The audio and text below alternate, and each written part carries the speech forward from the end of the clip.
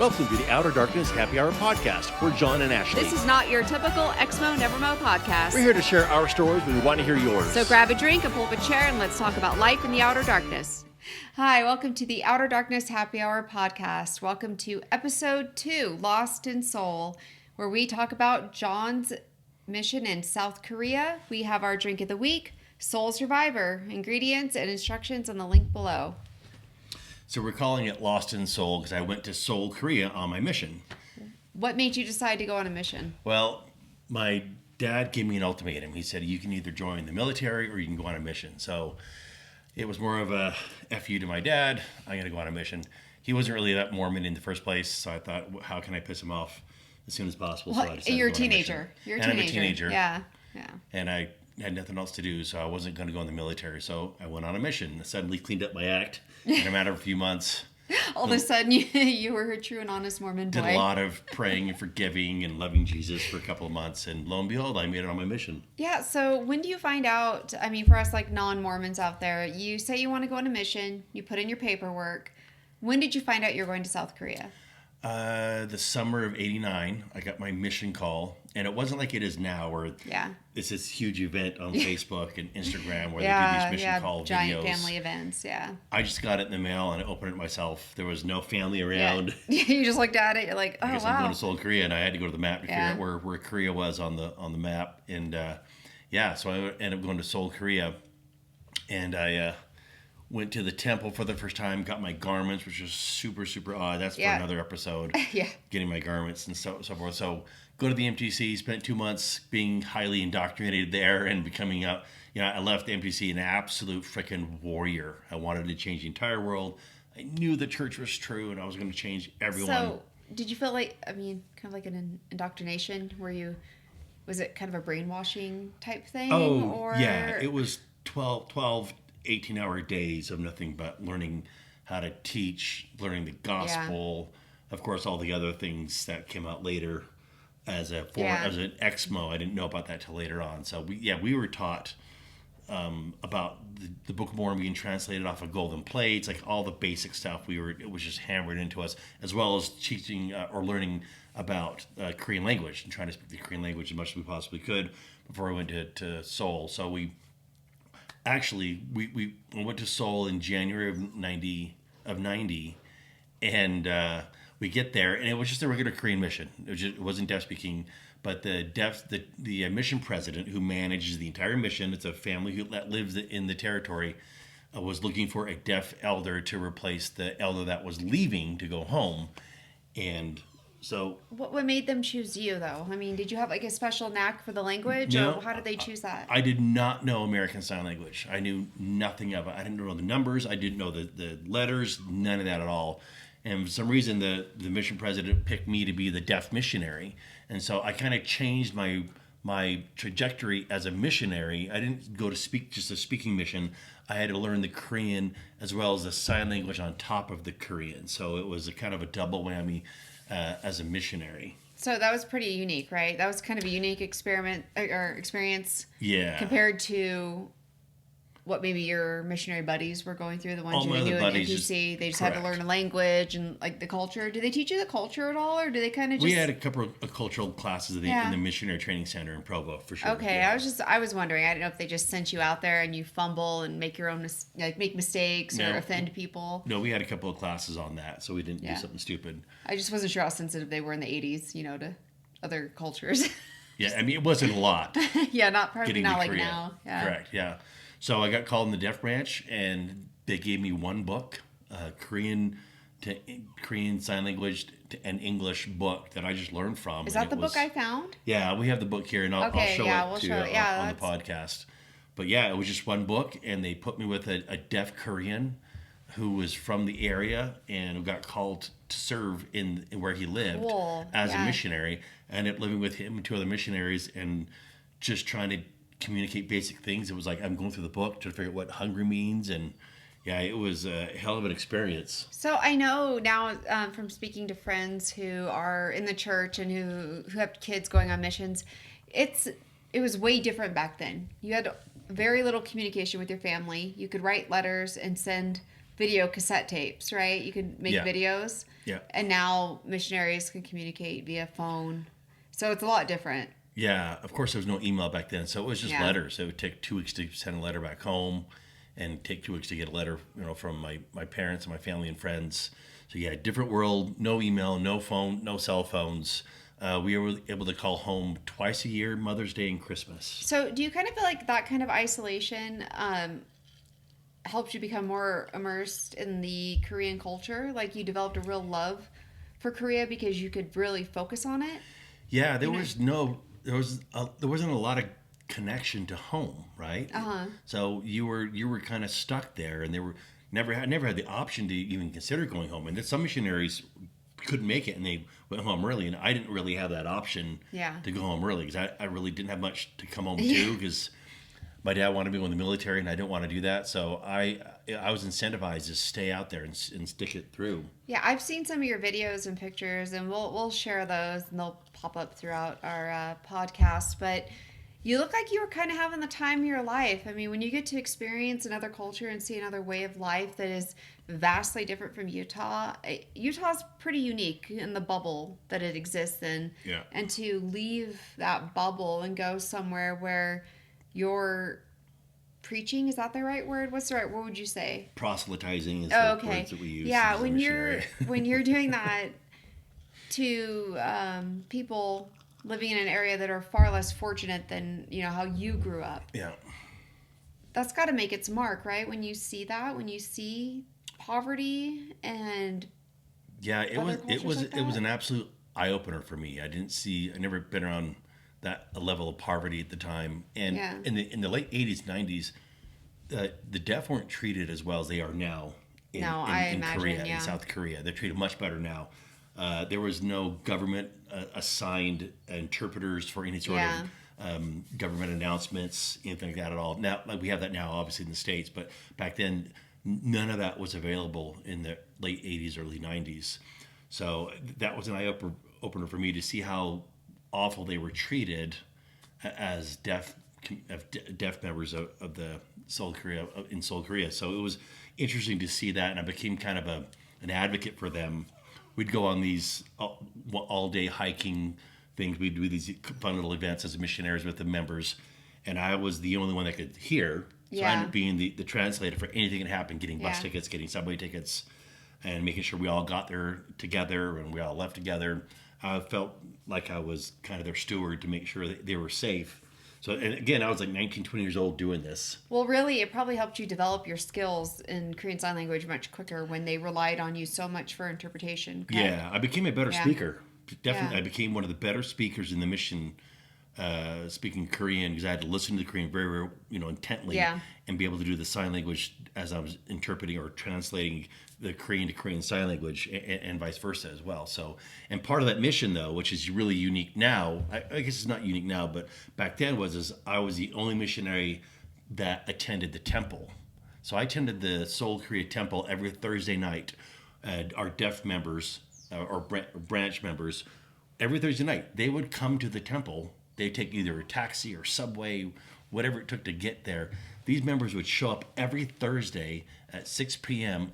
to go to the temple, and I was the translator. You were their interpreter. I was interpreter for the temple session. So I would sit between the men and the women, right near the altar, and I would just do the sign language. And of course, obviously, I didn't know what it was initially, so they gave me actually a printout of the temple session in Korean for me to study. So occasionally, I would spend some time, just go to the temple early and just study the different vocabulary. If I didn't know the vocabulary, I'd go back to my book and find out, what does leaf mean? What is leaf? I never had to say the word leaf as a missionary, right? Like little things like that. So if you've been through the temple, I'm sure some of you have been there.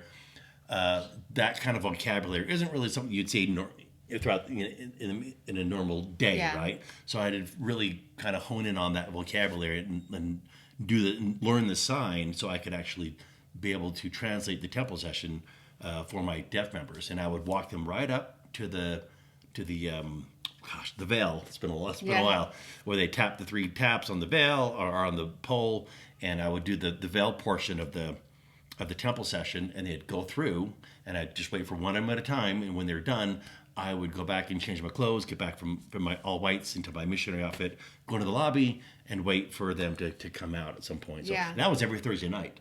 Every Thursday night, I would go to the temple and do that session. And of course, I got better and better. Each week, I got better at doing the temple session. But it was stressful. I mean, it was really, really stressful because you're on for 2 hours and 45 minutes, whatever it is. There's no real break. You're constantly doing sign, and you're talking to the men over here, then you go to the women over there, and you're going back and forth. Then there's a prayer portion where you have to stand up. And so it was, by the end of the temple session, I was exhausted. Yeah. Now, not to go off topic, because it is kind of on topic, apart from learning the language and learning sign language and understanding the culture better, you also developed an extreme love for Korean food. Absolutely. But I want to drop this in so you can lead into it. That also kind of bit you in the butt a little bit because you ended up getting pretty darn sick.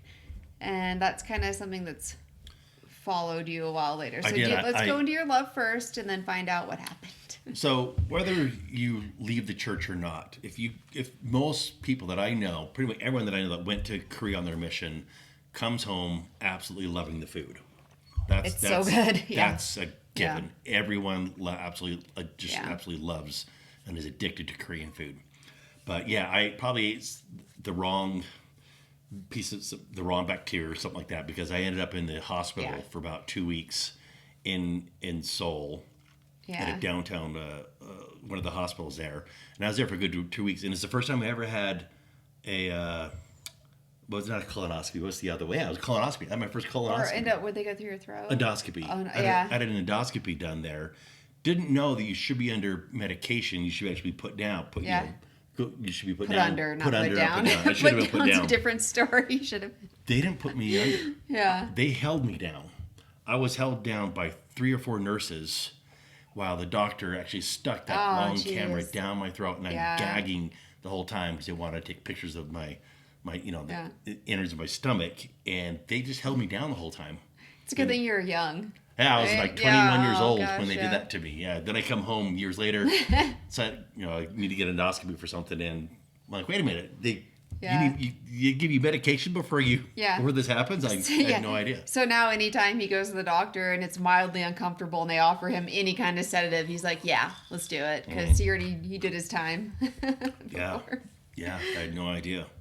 But that was actually a fun time for me in the hospital, because word got around that there was an American on the 4th floor. So these little kids would roll in their wheelchairs to come talk to me, and the word was that he spoke Korean. So they'd come in, and so I would speak Korean to them. We'd get pictures together and stuff. Kind of a novelty. So so it was a lot of fun to be kind of like the popular patient in the hospital. So at one point, I should have got a picture of this. I had all these kids in wheelchairs just stacked. It was like a traffic jam of kids in wheelchairs wanted to talk to me. Yeah. Oh, that's fun. So asked me questions about what America was like, and I felt bad. That's back when the WWF had Rowdy Rodney Piper, and on my name tag it's Elder Piper, and I used to tell them that Rowdy Rodney Piper was my uncle, and they just loved it. Oh my gosh, yeah, you have so many stories. The one that rings a bell that for me that I thought was really funny was when you made the sign during a service and you wrote something in English. Oh yeah, and you're kind of being a stinker. I'm gonna burn in hell for that one. Yeah, but it's so funny. So let's hear about that one. So I got kind of popular amongst the deaf community in Seoul, and I used to go to the deaf school there. We had a couple of our members, our younger members, would go there, so I'd come and meet them and meet for lunch kind of thing. And word got around that there was an American who spoke Korean and knew Korean Sign Language, so I was invited to be like the honorary guy who handed out the diploma to the high school students, right? And get a picture with each one of them. There's the principal, and there's me doing the announcements and sign, and then handing the diploma to the students, shaking their hand. And they asked me if I could come up with some really cool English saying as a sign. They didn't know who they were talking to, right? In the background, they wanted me to come up with it like a sign in English. That's that sounds like congratulations or that kind of thing. Something inspirational. Yeah, I came up with a sign that says "Party Naked." So I thought it was funny. I was 20 years old. Of that. I have a photo of that. So we'll throw that up so you guys can see it. It says "Party Naked" and it's above us, and I'm shaking hands with people. So somewhere out there, there's a bunch of no. students in their photo album. They've got a book of them graduating from high school, Yeah. and Americans shaking their hand, and above them says "Party Naked." So Yeah, and their kids are probably like, we need to tell you something. hence the Outer Darkness Happy Hour podcast. Yeah. Hey, we like good warm weather, don't we? Yeah. So what's your, like, one story, if you could think of one story about your time in Korea that really stands out? Like a moment or a connection? Gosh, there's a lot of them. I mean, I loved my mission. Absolutely. Besides what I taught, and I went through the whole guilt phase after I left the church. I couldn't get a hold of those investigators that I baptized. I felt bad about that, and I couldn't obviously get a hold of them. No, but that's that. But yeah, aside from later. that, I just had a blast. I loved it. I used to dream in Korean, like I was speaking to someone in Korean. So yeah, there were so many moments. There's not one that I could really think that was more enjoyable than other memories that I have. But all of it was just fantastic. I had really a lot of the missionaries that I went to the mission with and lived with, because it was always me and a Korean deaf missionary. That we were a companionship, and we always lived with two other missionaries as well, and they were companionship. So getting along with them, and them wanting to learn Korean sign from me, kind of thing, and they really they loved my Korean companion, which was a lot of fun. And my Korean companion, who's deaf, was like a fantastic chef. He cooked for us I've all met the time. him. Yes, yeah, you met him before. He and his wife are just the best. They're the sweetest people. Yeah, it's weird when he comes here to the Yeah. States, because I'm still doing the whole.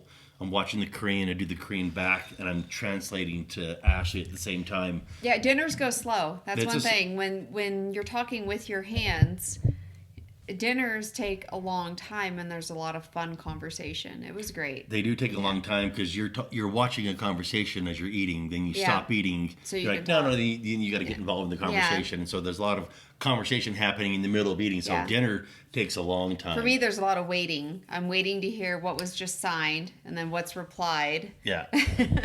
But it was a lot of fun. We hope to go visit them sometime in Seoul. They've invited us a few times. I think it'd be great to go. He wants to cook for us, your companion. He does, yeah. Yeah. He taught me a couple of really cool meals that I still remember to this day, but he was fantastic. It was tough at first, living with him and trying to communicate with him and connect with him.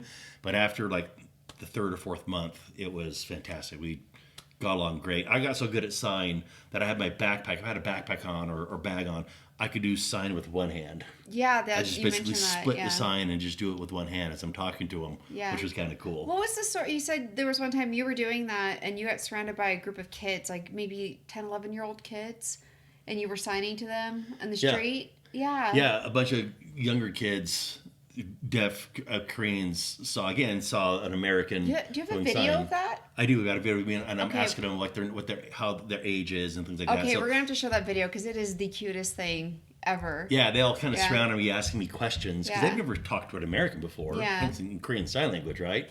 So that was awesome, and that's the school they were going to when I did the graduation thing. That's the school that they were attending. Bunch of cute kids in the video, including him. He was a kid back then too. Yes, I was a child back then. Yeah, too, you were. so.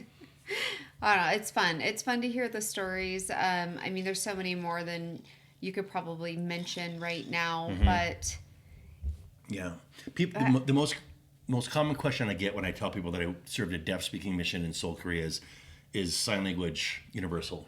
That's the first question I always get. I've been there for that question. Yeah. Yeah. It's not. It's completely everything's different. When I got off my mission, came home, went to BYU for one semester. I lasted a semester there.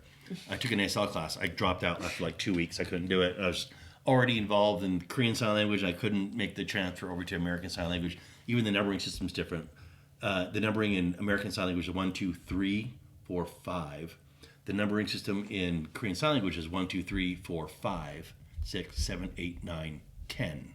So learning the 3, to me this is 7, because that in ASL this is 3. So I couldn't make that connection when I saw that. And like the mother father was interesting, the mother and father, and I couldn't figure that out. Where the Korean Sign Language, mother, father, son, and grandma, mom, daughter is based off of the face. So this is a male in Korean Sign Language. This is a female in Korean Sign Language. The pinky, I don't know what like that is in ASL. Correct. Okay. So to get married, 결혼하다, is this. Oh, really? Okay, so That's marriage. That's marriage right there, yeah. Like that? So Cool. For grandpa, again, you're basing it off the face. On your forehead, you would swipe your forehead, and that's grandpa. Harabaji. Okay. Dad. Son, through your stomach, that's your son. Oh, really? So how many sons do you have? Usually sons, you got two. What about two. daughter? Daughter, grandma is grandma. Uh-huh. Mom, daughter. Okay. Yeah. So. Wow. Yeah, it all made sense to me. So. Yeah, you had a knack for it for sure, and I'm sure not that many people picked it up that quickly, right? Were you the only deaf speaking missionary? Yeah. There's only one deaf branch in Seoul, Korea. So they only had you were only busy. one missionary. So I was very, very busy. Yeah. I traveled a lot. Yeah. So if a Korean missionary or another set of missionaries in another city somewhere or off the coast came across like a deaf family, they would call me up saying, hey, I met this deaf family. They're interested. So next thing I know, we're on a train heading to the coast. Okay. To meet this deaf family kind of thing. So I travel all over Seoul, Korea, a little bit outside of Seoul as well. But yeah, I was a traveling missionary on the train all the time, visiting different locations, meeting deaf people. Because as missionaries, you're typically like knocking on doors, right? That's what we all think of missionaries. They're on bikes knocking on doors. Door to door, yeah. Door to I door was salesman. not knocking on doors. Yeah. I was usually using referrals to get to people to teach them about the gospel. So yeah, and it didn't baptize a lot of people. This is so stupid to say because it sounds like a sales conversation. I didn't have a lot of success in terms of baptizing a ton of people, but I think I baptized like 3 or 4 in a matter of 2 years. Oh, really? That's pretty low, right? Compared to other missions, yeah. But again, I'm teaching in sign language, right? Then it's just a different format of teaching, and to get them to be baptized and there are a lot of missionaries do some really shady things to get to their numbers, right? He's talking about like he only baptized 3 or 4, and I'm thinking in my head, because I've heard these stories before, you can always get them after they die. That counts, right? Sure. That's a whole other episode. But for me, being a non-Mormon, hearing about the baptism of the dead. That's a whole other topic. Yeah, it is a whole other topic. But just so this gets out there, please, all my dear and lovely Mormon LDS friends, do not feel the need to baptize me after I die. No. Unless the rapture actually does happen. They say that church is really, really true. Then you have my permission. That's all. You can go ahead and help me out. You know what's interesting about that is when you take your name off the record of the church, which I did a few years ago, all that's wiped out. There's no record that I was ever baptized. They delete everything. So they could rebaptize you?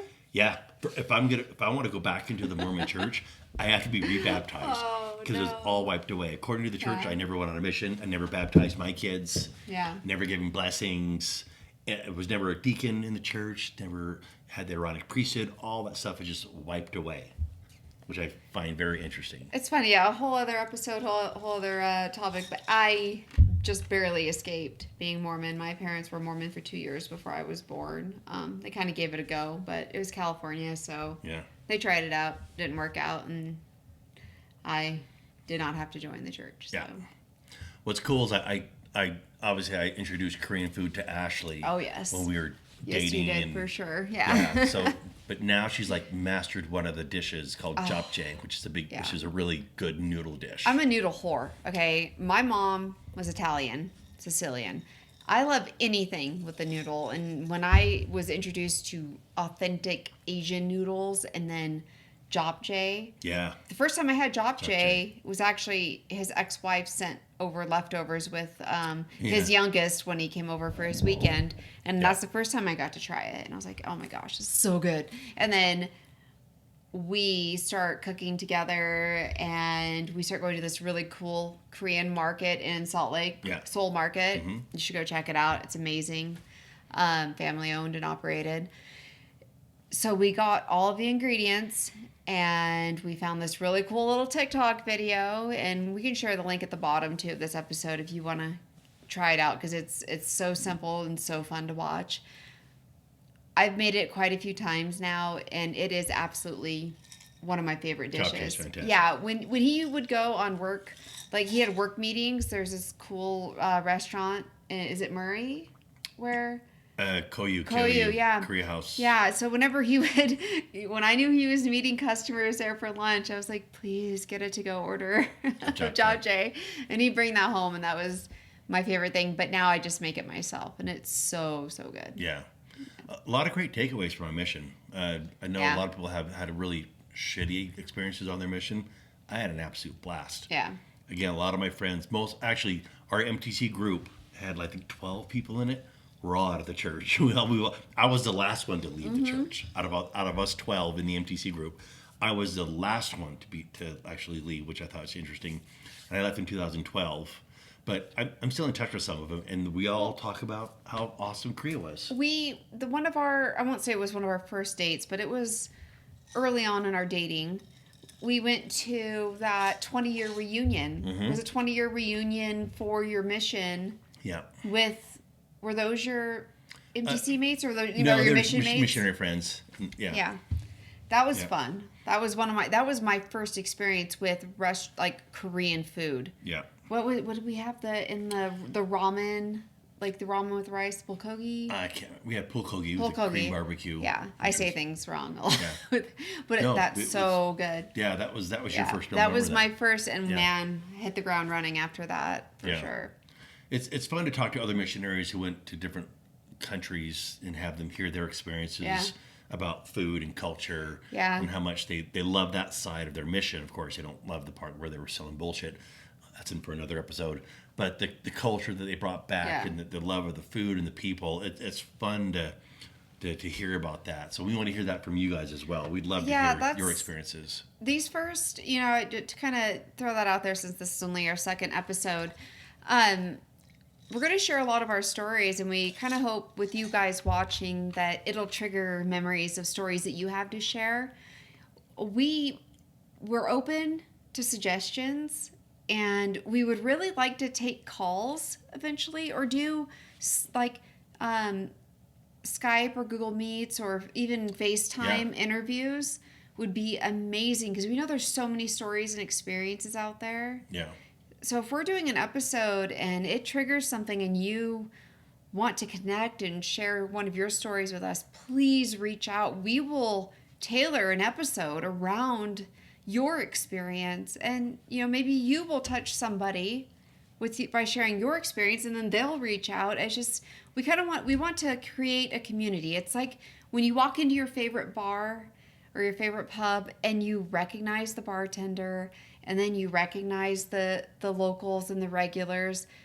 That is kind of the online community we want to create. Correct, because we don't actually get out a lot. Our favorite thing. This is kind of our favorite thing about making plans is canceling them. Yeah, so creating an at-home bar and stuff like that really became an attractive idea for us. But we also are very social.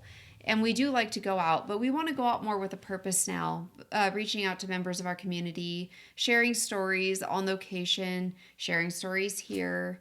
So please reach out to us, because we need ideas. We need your stories. That's how we keep this thing going. And our next episode is called North to Alaska, because Ashley, when I met Ashley, she was living in Alaska. Yeah. I was at the end of my journey in Alaska, but the beginning of my journey is filled with hope and adventure. I was 18 years old, and I hopped in a truck with my then husband and my new husband and basically said, whoa, let's go to Alaska, like any 18-year-old would. And so that'll be a fun story to share. I think we can all agree that even when you leave your past behind, your past wasn't all bad. And I guess that's kind of what we meant in episode 1 when we did our intro, when we didn't want it to be a trauma dump. It's because I think sometimes when you leave situations, you tend to only look back and see the bad, and that's not really good. That's not good for you as a person. There's good in everything. There's good memories, there's good laughs, there's good stories. John has lifelong friends from his years in the Mormon church. Sure. He has lifelong friends he made while he was married to his ex-wife, and you don't let those memories go just because you move on from the situation.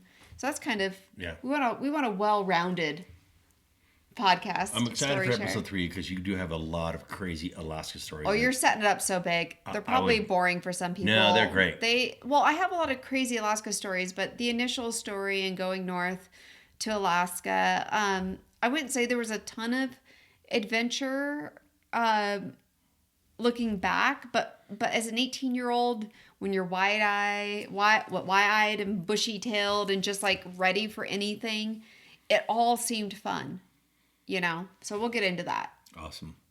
So thank you for joining us. Yes, we talked about the drink of the week, right? Yes, episode 2, drink of the week, Soul Survivor, super yummy and refreshing. I mean, this is really good. This is excellent. I'll have the ingredients linked. If you're Utah local, everything I got was available at the Utah State Liquor Store. If you're outside of Utah, you can probably find it at Safeway or Kroger or Fred Meyer's or anywhere. But if you're in Utah, you can only find it at the State Liquor Store. So cheers. Cheers. Thanks for joining us. Like and subscribe. Yep. And let's stay in touch. See you episode 3. Cheers. Cheers.